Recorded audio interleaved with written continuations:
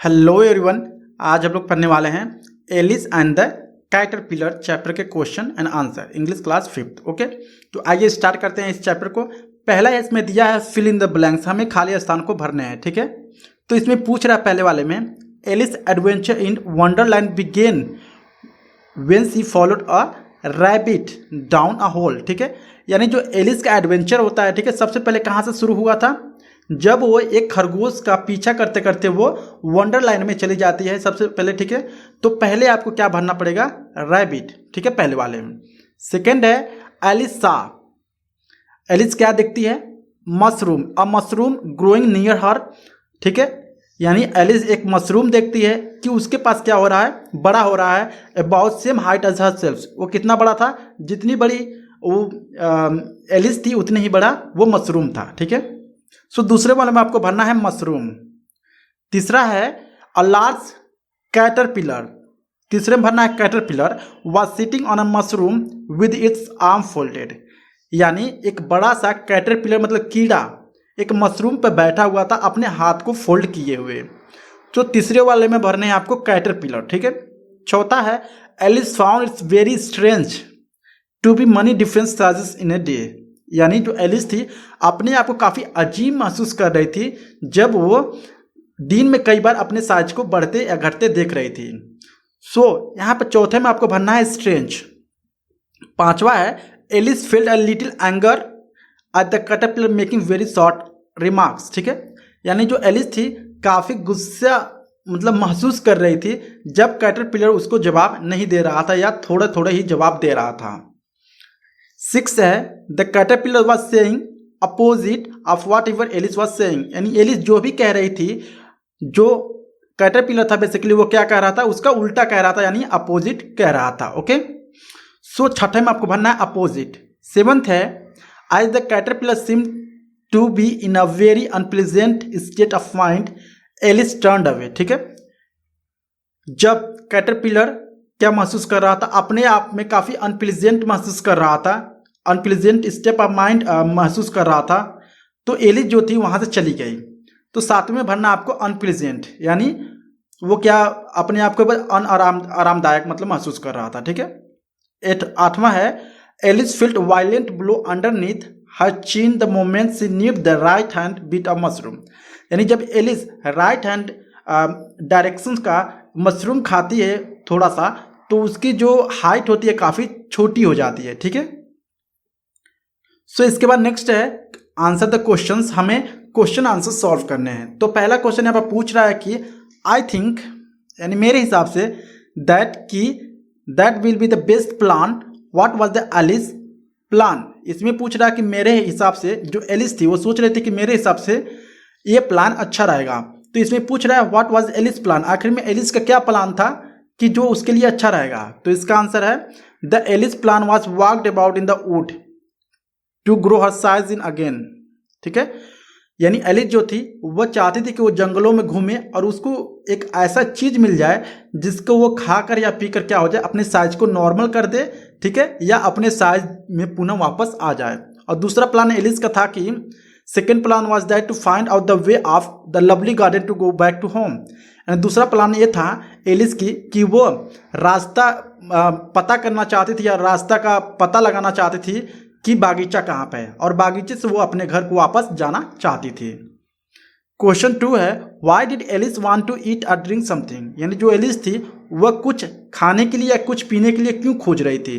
तो इसका आंसर है Alice wanted to eat and drink something because she wanted to grow her right size. ठीक है, Alice जो थी वह कुछ खाने के लिए कुछ पीने के लिए इसलिए खोज रही थी क्योंकि वो सोच रही थी कि मुझे कुछ ऐसा चीज मिल जाए जिससे मैं खाकर या पीकर क्या हो जाऊं, अपने साइज को नॉर्मल कर सकूं या अपने साइज को बढ़ा सकूं। ठीक है, क्योंकि वो काफी छोटी हो गई थी। क्वेश्चन 3 है who are you, who asked Alice this question, where was the speaker sitting. यानी हु आर यू ये किसने पूछा एलिस से। ठीक है, और जो ये पूछ रहा है where was the speaker sitting, वो कहाँ पे बैठा हुआ था। तो इसका आंसर है the caterpillar asked to Alice that who are you. जो कैटरपिलर रहता है यानी जो कीड़ा रहता है वो एलिस से पूछता है कि तुम कौन हो।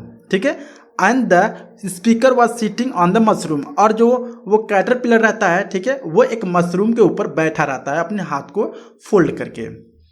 क्वेश्चन 4 है, why was Alice confused about who she was, यानी जो एलिस है वो अपने आप में क्या थी, काफ़ी कन्फ्यूज थी कि आखिर में वो कौन है। तो इसका आंसर है Alice was confused who she was because her size was changing after every 10 minutes, ठीक है, यानी जो एलिस रहती है वो टोटली कन्फ्यूज रहती है, ठीक है, कि वो कौन है, क्योंकि जो उसका साइज था वह हर एक 10 मिनट में चेंज हो रहा था। इससे वो टोटली कन्फ्यूज हो गई थी कि आखिर में मैं कौन हूँ। क्वेश्चन 5 है, Alice was losing her temper why, यानी जो एलिस थी वो क्या कर रही थी, अपने टेम्पर को लूज कर रही थी, मीन्स वो अपना आपा खो रही थी। ऐसा क्यों हो रहा था? तो इसका आंसर है the Alice was losing her temper because the caterpillar was saying opposite of what she was saying, यानी जो एलिस रहती है वो अपने टेम्पर को यानी आपा खोती रहती है, क्योंकि जो कैटरपिलर कीड़ा रहता है, जो भी चीज़ है वो एलिस उस कीड़े से पूछती है, वो उसका उल्टा जवाब देता है। इससे वो काफ़ी गुस्सा हो जाती है और वो अपना आपा खो रही थी इससे। क्वेश्चन 6 है, what happened when Alice nibbled a little right hand bit of the mushroom, यानी जब एलिस ने राइट हैंड का थोड़ा सा मशरूम तोड़कर उसने खा लिया तो उसके बाद से क्या हुआ उसके साथ? What did she immediately do after this, यानी इसके बाद वो तुरंत क्या करती है? तो इसके आंसर है after nibbling a little right hand bit of mushroom to the try affect then she become so small and she was changing rapidly, ठीक है, जब वह राइट हैंड का थोड़ा सा मशरूम तोड़कर खाती है, ठीक है, और इसके बाद से वो कोशिश करती है कि चलो मैं इसका इफेक्ट देखता हूँ कि मैं छोटी होती हूँ कि बड़ा होती हूँ, ठीक है, लेकिन जैसे वो राइट हैंड मशरूम का थोड़ा सा तोड़कर खाती है तो वो और छोटी हो जाती है, ठीक है, और वह धीरे धीरे जल्दी जल्दी चेंज हो रही थी, ठीक है।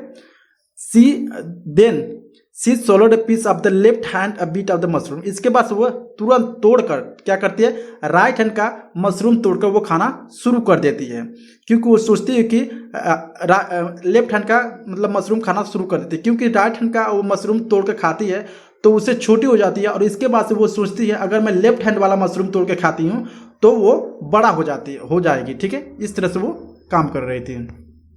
क्वेश्चन 7 है, give an example to show the caterpillar was easily offended, यानी एक तरह से आप एग्जाम्पल दीजिए जो कैटरपिलर है बेसिकली वो तुरंत नाराज हो जा रहा है, ऐसा क्यों? तो इसका आंसर है when the Alice was asking about to grow her normal size to the caterpillar, जब एलिस कैटरपिलर से पूछ रही थी कि मैं अपना कैसे नॉर्मल साइज को फिर से पुनः प्राप्त कर सकती हूँ या फिर से पुनः पा सकती हूँ कैटरपिलर से, ठीक है, यानी कि उस कीड़े से।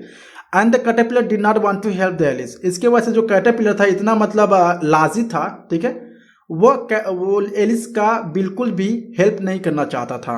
And the caterpillar easily got offended by Alice frequent ask questions, ठीक है, और वो एलिस जो थी तुरंत क्वेश्चन पूछ रही थी, इसके वजह से जो कैटरपिलर रहता है वो कीड़ा रहता है वो तुरंत नाराज हो जाता है, ऑफेंडेड हो जाता है एलिस के ऊपर। सी दिया है थिंक एन आंसर, क्वेश्चन है 1 है, why did Alice want to find the garden, यानी जो एलिस थी वह गार्डन का पता क्यों लगाना चाहती थी? तो इसका आंसर है she wanted to go back her home the way of the garden so Alice wanted to find the garden, यानी जो एलिस थी वह गार्डन के रास्ते अपने घर वापस जाना चाहती थी, इसलिए वो बागीचे की रास्ता खोज रही थी। दूसरा इसमें है, दूसरा लास्ट है, I can't explain my self, यानी मैं अपने आप को नहीं समझा सकती हूँ। What did Alice mean by saying this, यानी इसका मतलब क्या है, एलिस ऐसा क्यों कह रही है कि मैं अपने आप को नहीं समझा सकती।